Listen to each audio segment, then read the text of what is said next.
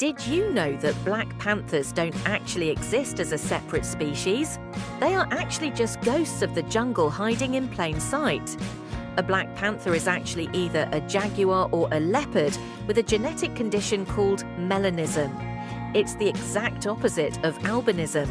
If you look at one under bright sunlight or use an infrared camera, you can still see their iconic spots hidden beneath the dark fur. They aren't solid black. They are just wearing the ultimate camouflage for hunting at night. They are the ninjas of the animal world. But wait until you hear why shaving a tiger wouldn't actually get rid of its stripes. Subscribe for the next jaw-dropping fun fact.